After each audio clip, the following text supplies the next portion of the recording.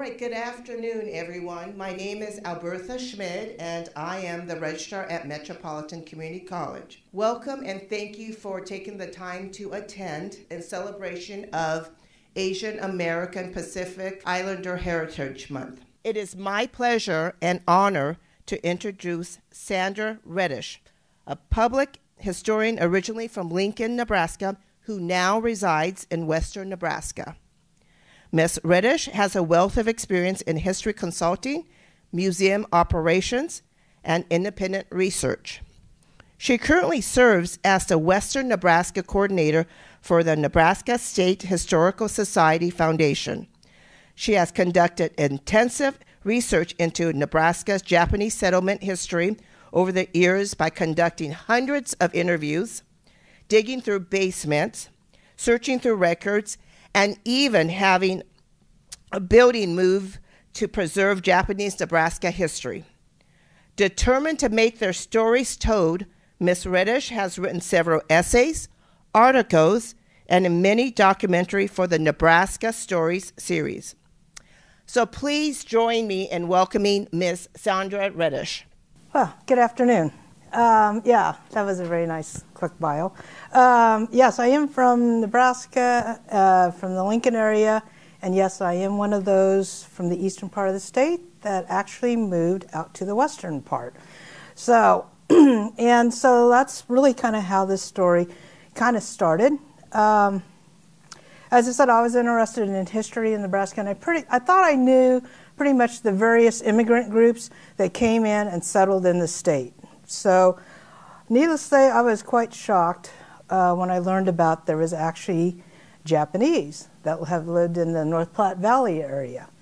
So, but to start off with, for those that actually like to road trip and get away from the metro area or the eastern part of the state, that's the area, the west, the Panhandle, and this is the area I'm really going to cover right here. But Japanese lived all throughout the valley, even into North Platte area. So how did this start? In 2004, I was a grad student at K-State, and I had a professor say very abruptly, "Did you know there's Japanese in Nebraska?" And I thought that was kind of a stupid question.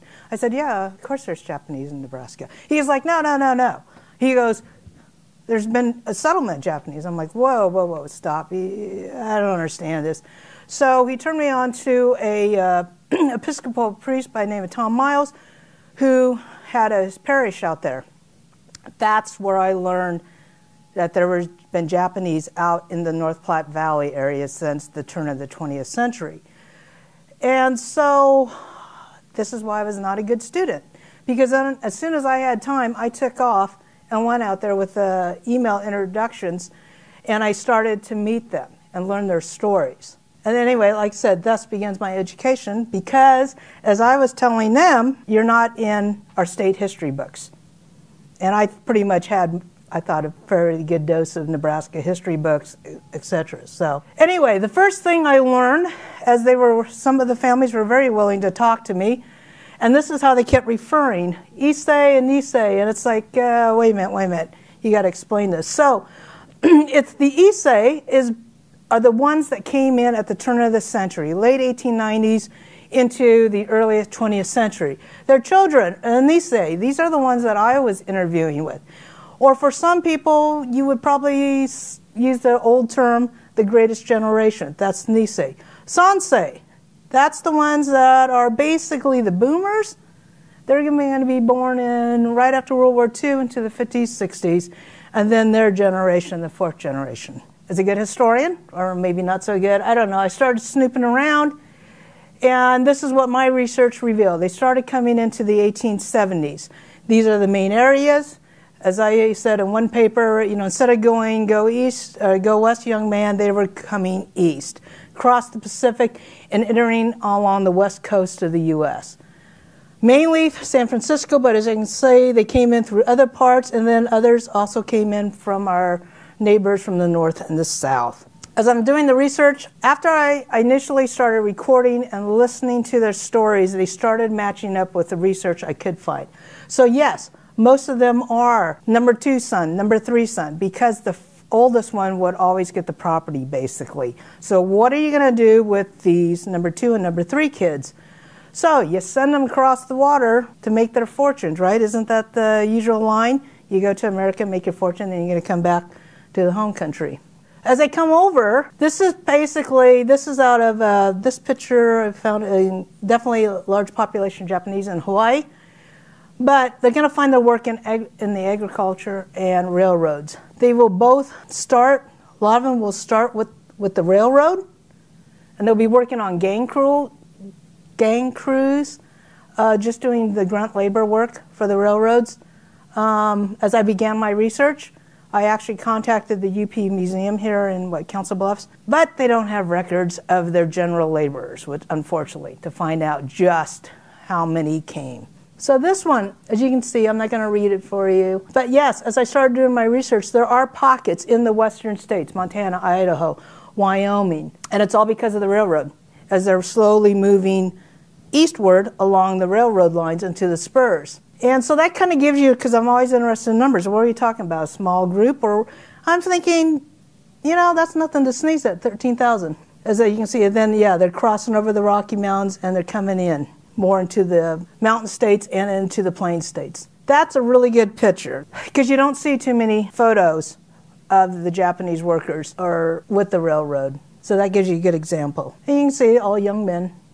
As I said, again, talking about the gang laborers. Now this was interesting because when I was talking to them in 2004, and then when I had time, I would keep going back there and recording their stories.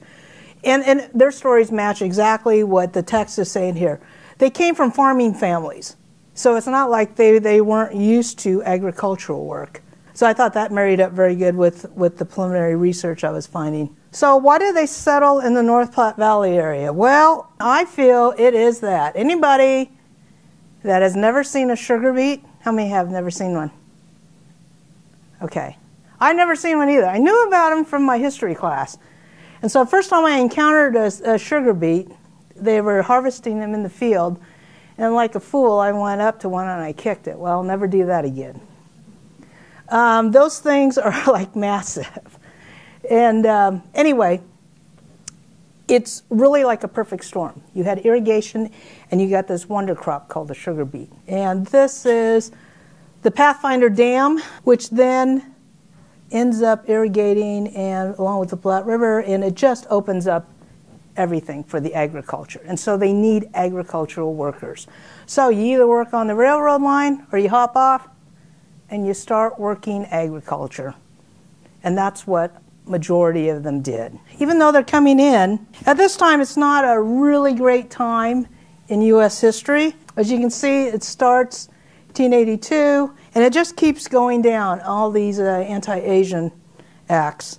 And certainly in California. And it slowly filters into the Great Plains. So, is Nebraska immune to it? No. And this will come about in 1924. Mainly the impetus is as this, banning Arabs and Asians into the area. So, going through the old newspapers, this is in, 1913. So this is Scottsbluff County. And I thought that newspaper article was pretty interesting. The saying it had the largest amount. So the Japanese are not coming into Omaha and the Lincoln area. They are coming because of the agriculture and the railroad. Again, this is 1913.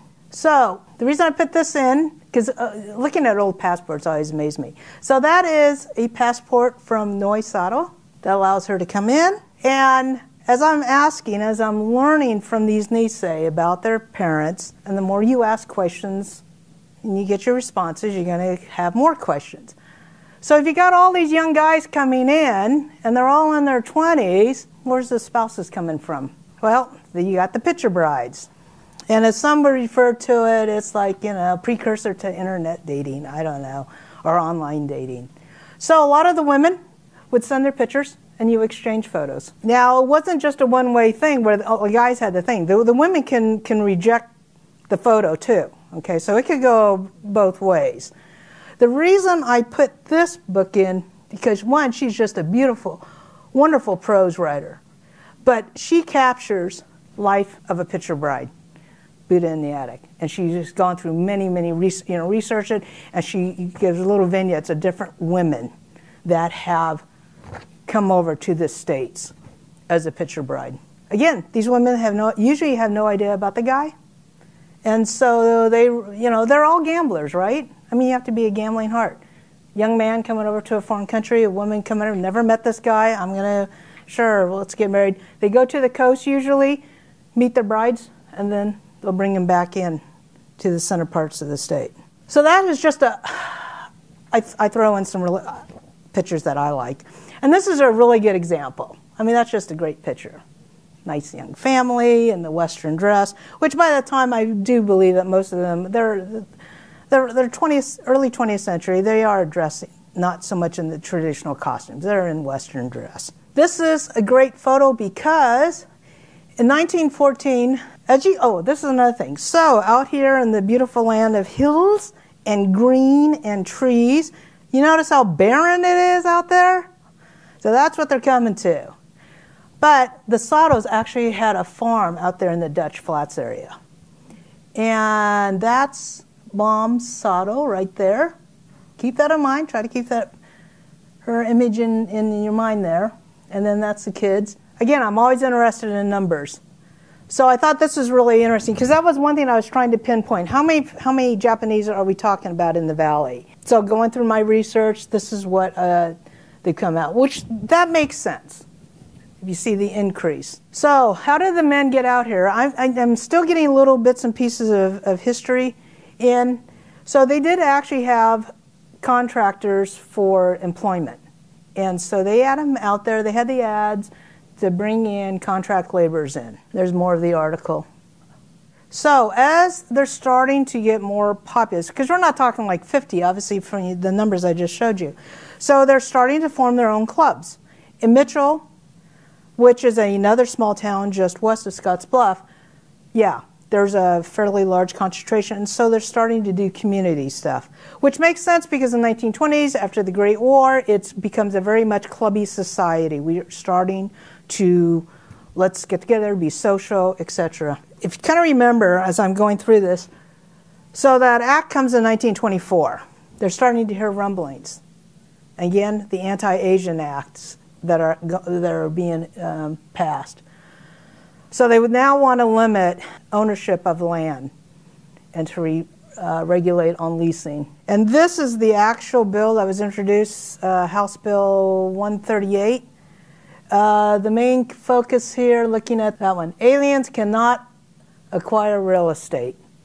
Aliens meaning they were really emphasis on Asians cannot be landowners. And I did some snooping around. It's like, well, what brought this on? Well, and I probably have to do a little more research, but it did come. It was introduced by Representative out of North Platte. And I think friends with one of the California representatives. And they were already pushing for it. They're anti-Asian, so it's just not a great part of American history or the state history. Anyway, like I said, I like photos. I think that's so great. Look at those flat caps, quite dapper. Father and son. Again, very much into Western attire, I mean, it's assimilating into the community. So, as the population is starting to increase, we now have them getting together. And so this is Japanese Hall in its original spot in Scottsbluff along the railroad tracks. And what's very fascinating about this is because first time I went into the building, and the ladies that showed it to me, they were like, I don't understand why you're getting all excited about it. Because I'm short, and these places were even shorter than me. But it was designed by a Japanese, and it was built by them. And of course, they're going to accommodate their size. So we went downstairs, and I thought that was the most terrific thing ever because the kitchen, I mean, it was their social hall, okay? And the cabinets were low. Even the tables were low. Even my back started hurting, bending over. It was just, but what better way to represent that was built for them, okay? And that it was still there. It was still being used in 2000, still about 2007, 2019. So Anyway, as you can see, it does look like, kind of like a railroad building, but it's sat right along the tracks. And as an add-on, as I'm continuing to learn, there's an alley along here, and I haven't gotten into the deeds or plats in depth in the city, but across the way, because most of these Japanese in the valley are farmers, but there are a few business people. And there was, across the alley was actually a boarding house. And then across, like this way, there was actually a house, and they had a store. But it's just, I'm starting to still get information about that. Again, as I talk about, they're telling me about their families, because most of these, the ones that I'm talking about, were born in the 1920s and the 30s. They are no different than the most rural families at this time. Mom, dad, and you got a lot of siblings, okay? That's work hands, all right? It's very typical from other rural families in the area. And besides, you can really tell, this is always something when you look at these photos as an historian, you can tell kind of the time frame by the hairstyles, the fashions, all that stuff. So definitely with their little bob cuts, like 1920s and such. The other thing I found interesting, when I was asking them, the Nisei here, the second gen, not that much infant mortality, which was pretty amazing. And of course I made the slip and I said, so, did you guys go to the hospital? Ha ha ha, no. You had midwives and you had the child at home. Okay, so that's putting too much 20th century thinking in there going, oh no, of course not, you wouldn't go to the hospital. That's another great photo, and I'm not sure which one she is still alive today. Their longevity for some of them is amazing. Anyway, I thought that was really cool. I mean, look at that, flat cap. Again, kids look all quite dapper. But it wasn't all hard work, because it was hard work, because the kids are working. I think they would start working maybe in the beet fields 6, 7 years old. And so you're working all the time. I mean, since the families couldn't own property, they would end up being hired or leasing out farmland and working for the farmers. And they have a great reputation of being hard workers, producing really well. And it was whole family fare, but it just wasn't sugar beets too. They also did some truck farming, potatoes, onions, whatever they could. But there was a break, and I was told they used to have a Japanese summer school. And it was like in the Scottsboro area. It was held there at that hall, social hall. They had some, up the valley. But the kicker was, when I'm talking to the Nisei, and these guys are now, these kids are now late 70s, 80s, right? It was mainly a 2-week break to get them out of the fields, and they could just hang out. They were supposed to be learning their language and the culture, but we all know at that age, you get a 2-week break at camp, right? I mean, how much really are you learning besides just hanging out with your friends, right, and having fun? This is a great picture. This is the Sakurada girls. That picture just makes me laugh all the time. They're just having a great time. So Pete is still alive, and May is still around. The rest two are not. But it was just, again, when I started interviewing them, they're sharing me stories. They started showing me their photos. Okay. As I said at the very beginning, when I first heard about it, their history is not in the Nebraska history books. I didn't know anything about him, or the settlement. So one of the day I got with Pete, and she drove me around to the old farmstead. And, the great story she told me, as you can see, not too big, but I thought was kind of messed up. So they can't own land, they release it, they get a little farmhouse, you pack in at least 6 kids, plus 2 parents in there, and maybe a 2-bedroom, maybe a 1-bedroom, I don't know. But then there was this other little house, and that was a hired man's house. And he was Mexican, and he would keep coming every year up front with his family and work for him. I just thought, am I the only one thinking this is kind of messed up? But I shan't press that point too much. Anyway, but just to give you an idea of the small houses. You can't find them very much anymore, a lot of them, because I asked around. I said, well, could you just drive, I'll drive you around. Could you show me where some of these houses that your family had to live in? A lot of them are gone. So then we go to Father Cano. His story is quite unique. he was very much a leader in the Japanese community in the North Platte Valley. He was an Episcopal priest. I think I got to meet her. I got a later picture of her as an adult. I'll show it to you. Anyway, he was very influential. He graduated. He knew Williams, Jenny, and Brian. He graduated from the University of Nebraska-Lincoln. He actually had a farm north of Hershey. When World War II breaks out, he's the only one out of the whole community in that valley that ends up getting interned and arrested. Give you an idea, again, I'm always asking about, what are we talking about? I kept pressing him, what are we talking about? Well, Father Cano was a great record keeper, and I got access to his records, and this is what he was keeping numbers too. So that's a fairly large population that somehow has been missed. Now, I know it's western Nebraska, and sometimes they get ignored, but still, that to me, in 1925, so I've always I like to round up. So I say, probably there may have been like 1,000 up and down that valley. So as I'm interviewing them, they're telling me great family stories, and then this is where, as an oral historian, when you start asking about things that are not the nice parts of history. So I would always say, I got to ask you, because you're kids now, what happens when Pearl Harbor had things? And basically their whole life changes.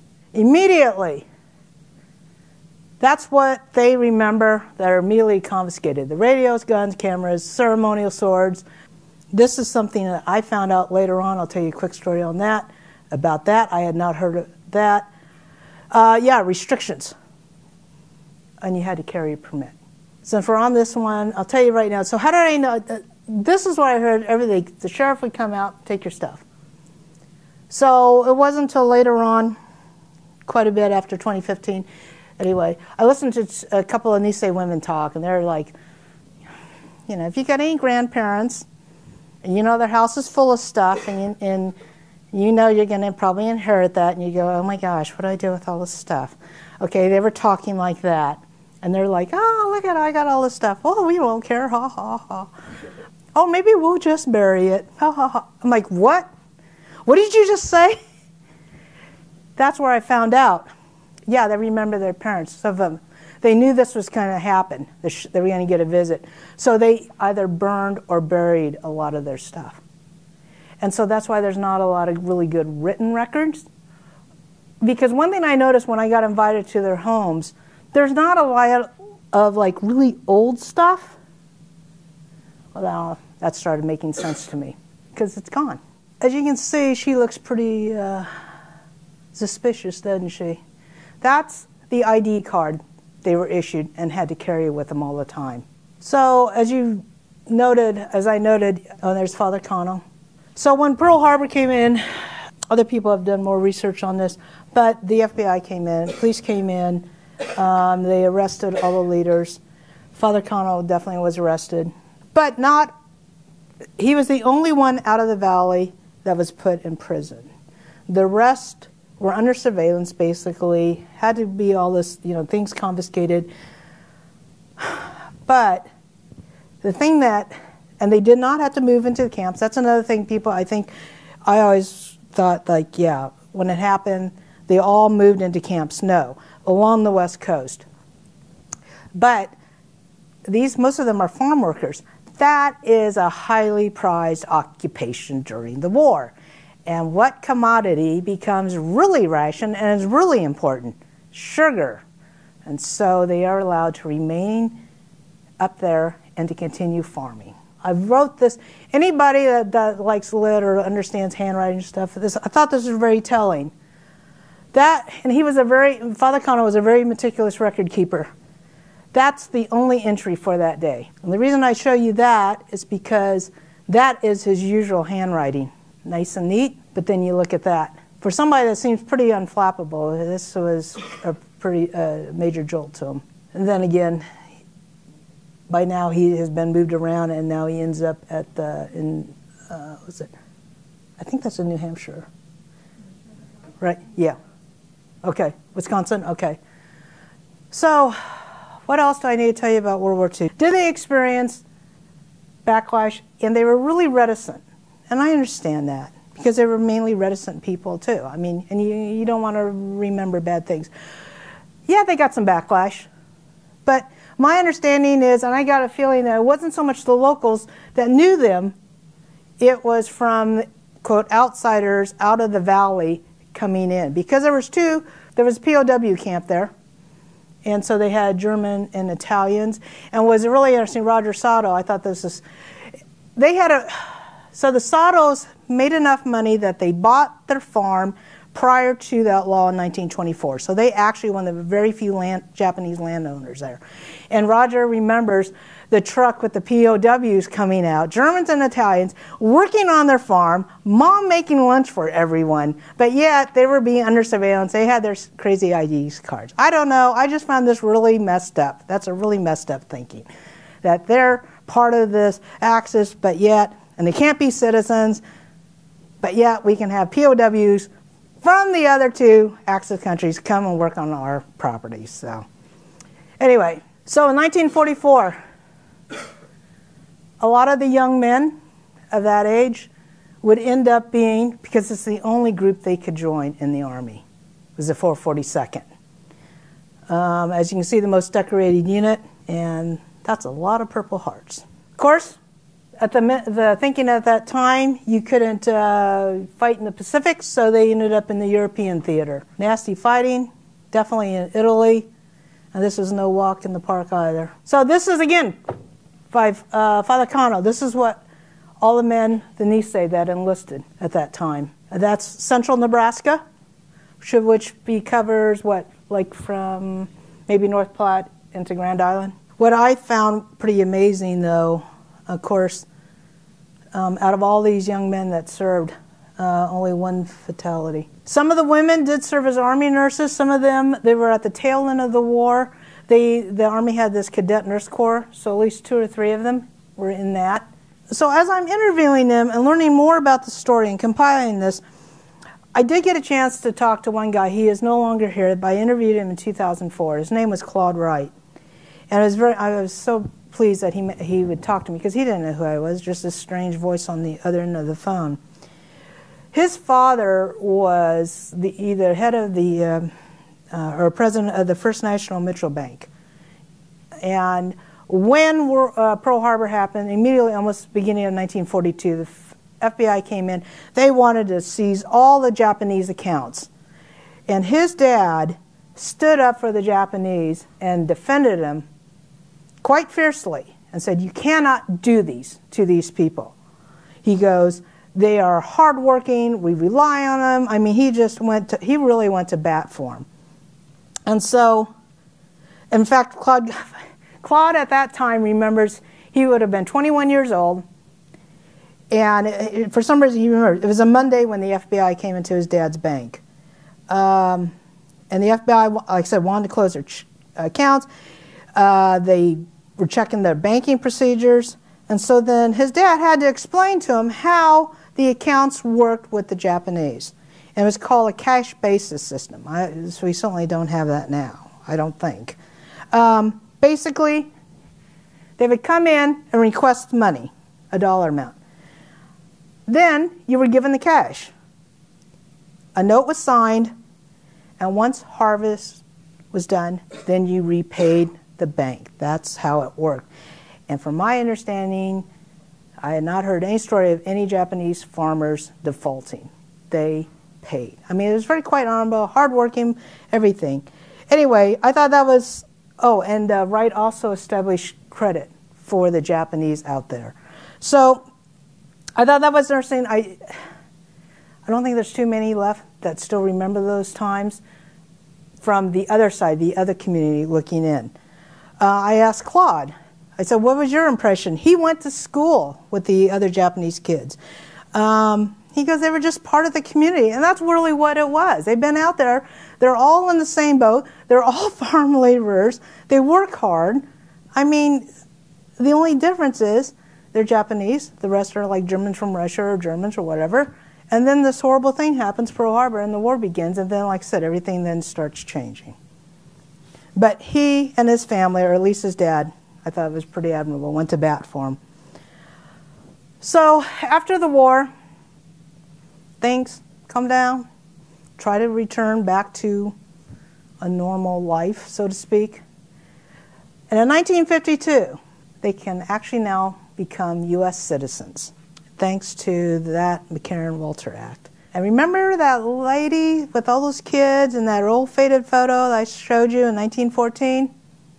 That's Noe, when she finally can become a U.S. citizen. Roger Sato had both his parents' naturalization certificates, and there's his dad, Harry.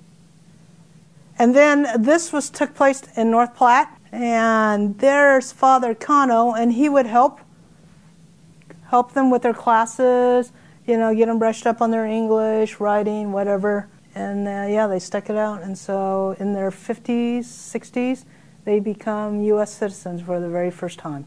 So this is one of the Sakurada boys. This is Nick.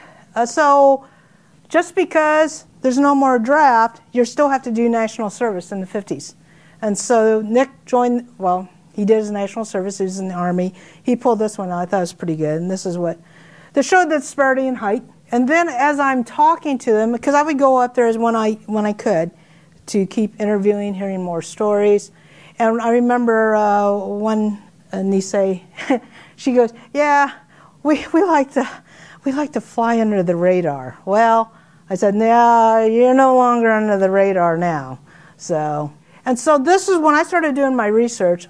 There were some, you know, unusual places that actually had articles about the Japanese in that valley, like Ag History. National Geographic actually had an article. But I felt I was very limited to what I could find. And so this one, and you can still find a copy of this one, and it was actually Father Kano who wrote the chapter on the Japanese. In 76, of course that makes sense, bicentennial year, and all the different folks, different minorities, populations that are in Nebraska. Then this booklet on definitely Ben Kuroki. This article, University of Nebraska-Lincoln was, I think, the 4th university in the United States that actually allowed internees out of the camps and can go and get their college education. This one was by Mikar. It's just fun little excerpts. It's the very first one that you even get an idea about the different families in the North Platte Valley. This is definitely in the 1950s. Things are, well, like in most groups and minority groups, I mean, what's the common factor, right? Food. And they would get together, and I tell you what, you ever get an invite to any minority group function that has food, you better take them up on it. Because you are missing a great experience. I don't care which minority group it is. And then this one, this is probably the most current one, and this is all on Father Kano. And about, he was, over the years, kept writing. He retired like in the 60s, but he kept writing and writing. So, when I was at K-State, I had a couple of friends of mine that worked at the Eisenhower Museum, Abilene. And so I was telling them, of course I'd tell anybody this story about, hey, you know, there's Japanese in Nebraska, North Platte Valley. So I talked to my one friend, she was there as a technician, and so it was very nice. They used my research and made an exhibit at the museum. So this is pictures taken in 2014, I believe. In that community hall, you had the friendly circle, it was the women, and they would have this big bazaar, and of course they did the quilting. Again, these are all Nisei that you see here. This is Father Connell's daughter, Adeline, and this group are the Sakuradas, and they're meeting in Fort Collins. Got to go down there, did some video interviews, hear more stories, etc. That's Mikara. She's the one, that was her doing, was to get that book. So that's Mick. She's still around, feisty as ever. Cracks me up all the time with her stories. Definitely an unconventional young Japanese girl. And then there's a wonderful picture of Nancy at the farm, Sato Farm. So what is all this? I mean, you're pretty much getting a really general overview. But I met a producer with now Nebraska Public, what now is known as Nebraska Public Media, Kay Hall. And she took a risk and went and did the Nebraska Stories.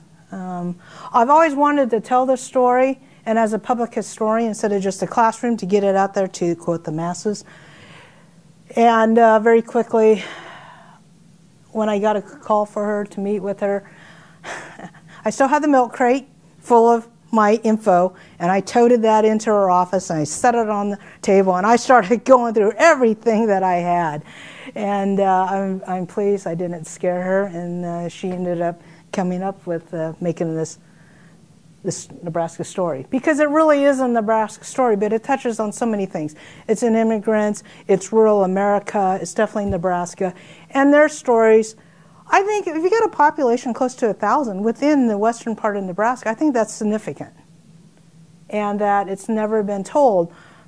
But before, and I have to temper my criticism because, and this usually gets a good laugh, when you come home to your parents and you say, great, I'm going to be a philosophy major, or a history major, or an English major, I bet they don't go, woohoo, okay?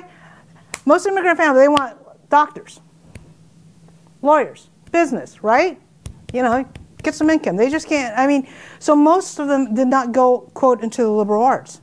And the third generation, the Sansei, I've not met too many of them that have gone into the liberal arts. They've gone into business or trades or something like that. And so by the time they start wanting to know about their history, they all line, oh, I wish I would have taken time to have talked to my parents or my grandparents or whatever. And so I feel like as a public historian and as somebody that, you know, for Nebraska history, this story is important, and that's why I went out there, and that's why I was a horrible student, because I thought it was more important to capture their stories and start getting their history out there and their contribution to the state. So that was a really general overview. There is still current research being done. The Japanese Hall, through the efforts of Vicki Schepler, who, those are her grandparents right there. They are, she is the ramrod of getting that Japanese Hall moved, and it's now sitting at the Legacy of the Plains, and they're going to do their open house, I believe, June 8th. So quite the endeavor. There's going to be exhibits and stuff on the main floor. Again, preserving that history. So, as I said, all the way down to North Platte. What I do know, what I have heard when Pearl Harbor happened at North Platte, a lot of them were railroad workers that were immediately laid off. Okay, so I think the tenor down there may have been a little more different than what was going on in the Scottsbluff, Gering area. So, again, that's pretty much what I have. Like I said, just a general overview of the histories. So. Thank you so much for that fascinating presentation. I have learned so much. I had no idea about this, so my mind is just churning with lots of questions, and I'm just in awe. So thank you so much. So now it is question time. It looks like we only have one person who has a question, which is awesome. This was amazing. I started listening on my phone because I was driving and then hurried here, but thank you. What is the population now in Gering, Scottsbluff of Japanese Americans? It's really minimal. This is a reflection to me of also rural America. So education was very important. So that third generation, a lot of them did go to college. And this is my personal opinion, because they could not own land, there was no land to pass down, a lot of the children are women, these boomers.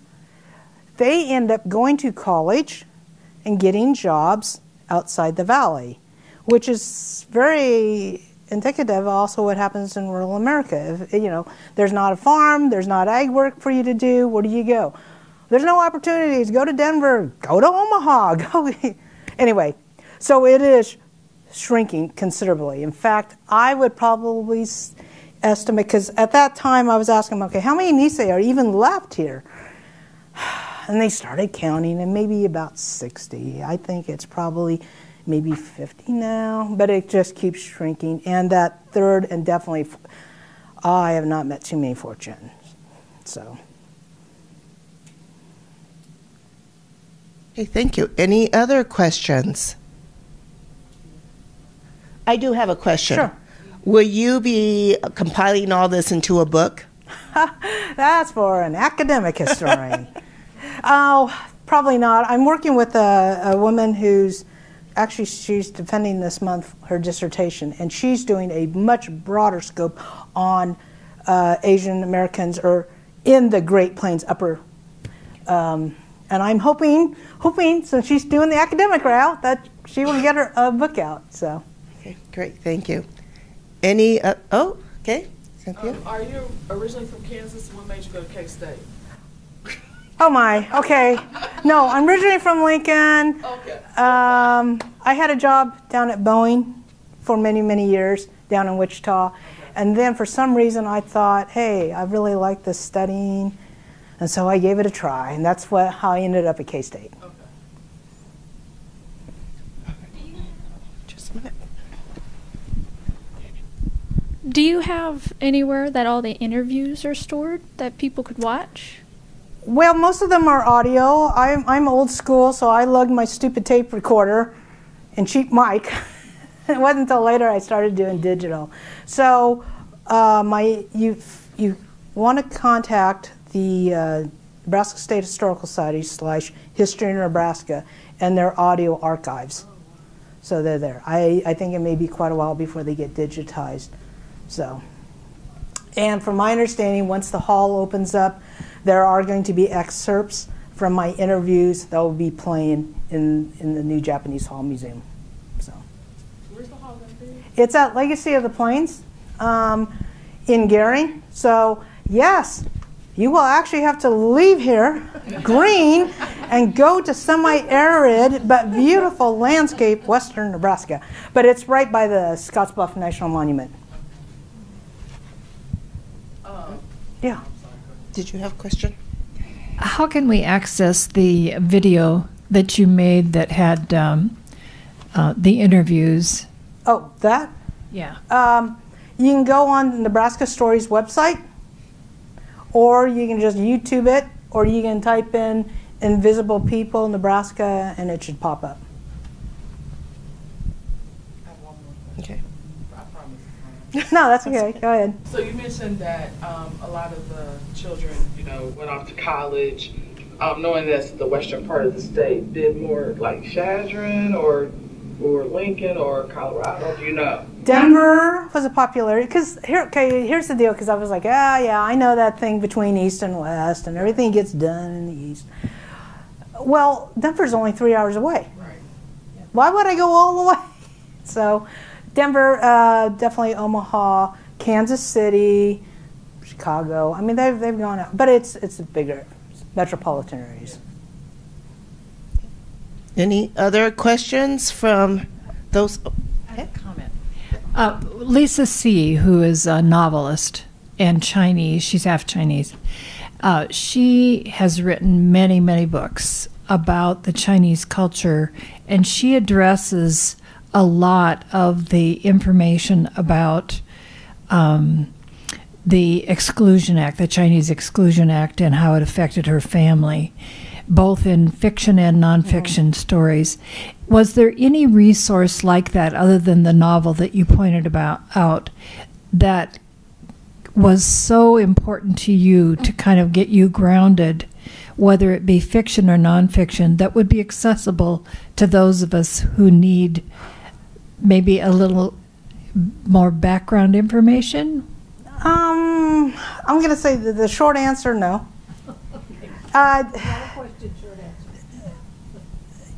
For some, I'm sure, personal reasons that I don't think about a lot. I just never really been interested in Asian history, Asian American history. I've gone definitely different specialities. And so this was all new to me, but because it was a Nebraska story. So I don't know how I came on Julie's book on the Buddha in the Attic. But when I found that, it just, and people, historians will go, oh, that's fiction. It's like, but good historical fiction will grab you like no other academic history book had. And she captured the lives of these women. And I was like, and I couldn't ask these women a lot of questions. I mean, really nosy questions. I mean, you're not going to tell somebody that you don't know certain things. And I was just like, this is maybe the closest I could get. But the aftermath, there was a young woman, she was a granddaughter. She graduated, I think, with honors out of NYU.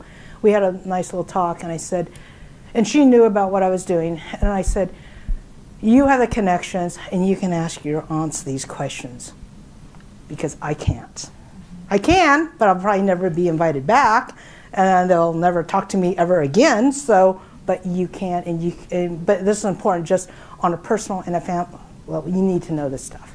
So, but no, in answer to your question, no, I have not really delved into it.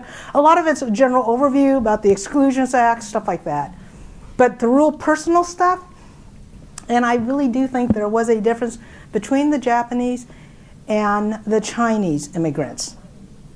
And that's maybe for an off-the-record conversation. So, all right, thank you. Are there any more in-person questions? Okay, if not, I am going to turn it over to Andre for the attendees attending via Zoom. Yeah, so we have one question here from the audience. Can you share a little bit about how the second-generation Japanese Americans socialize across state borders? Across state borders? My understanding, they were just like it is now. There's a good restaurant. You're going across the border over into Torrington or wherever in Wyoming, or you're going to Cheyenne. I mean, I never saw like I never got a sense like, oh, we didn't go to a certain place in Wyoming. We didn't go to a certain place in Colorado. And Colorado's different because, see, I didn't touch on this. Looking at a rural area, eventually the population shrinks. So basically, where are you going to find other spouses? There's a fairly large population of Japanese around the Denver area along the Front Range, and they were truck farmers. And so there's a great story that he told me how one guy found his wife during the war years, and it's because you would go into the Denver area and mix and meet. So does that answer that question, I hope? But I never got anything like, no, we couldn't. I think that's it. Oh, okay. Thank you. All right. Thank you very much. Thank you once again for attending and participating in this. And thank you for taking the time to share your knowledge. And it's just a fascinating presentation. So thank you so much.